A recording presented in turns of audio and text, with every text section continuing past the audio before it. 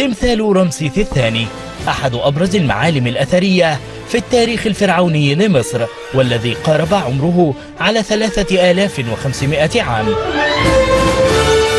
3 مواكب جرت لنقل هذا التمثال العريق. أولها كان في مارس عام 1955، حيث نقل من مكانه ب100 رهينة إلى ميدان باب الحديد بالقاهرة، حيث يعرف هذا الميدان باسمه حتى الآن، رغم نقله مرة ثانية في مشهد مهيب في أغسطس عام 2006 إلى مقر مؤقت بالمتحف المصري الكبير على مقربة من منطقة أهرامات الجيزة.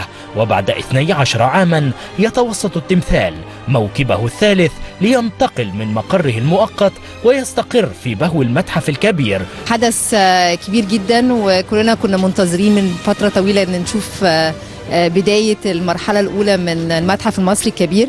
إن شاء الله تبقى انطلاقة ممتازة لجذب السياح كمان من الخارج. يبلغ طول التمثال 11 مترا ويزن حوالي 80 طنا، وهو منحوت من الجرانيت الوردي اللون، وصاحبه هو رمسيس الثاني الفرعون الأشهر والأكثر قوة طوال عهد الإمبراطورية المصرية، حيث قاد حملات عسكرية مصرية إلى بلاد الشام وكنعان والنوبة. نقل هذا التمثال بيدي رسائل للدنيا كلها ان مصر عامله اهم مشروع ثقافي في القرن ال21، بيدي رساله للعالم ان مصر امان، عايزين السياحه ترجع تاني.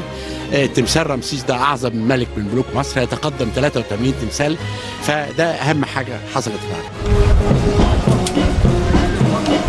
مشهد مهيب يليق بإجلال وتقدير المصريين لمليكهم الأشهر والأقوى، والذي لطالما خلدته ذاكرة الأمة والعالم، ولما لا وهو أعظم الملوك البنائين والمحاربين على حد سواء في تاريخ مصر القديمة.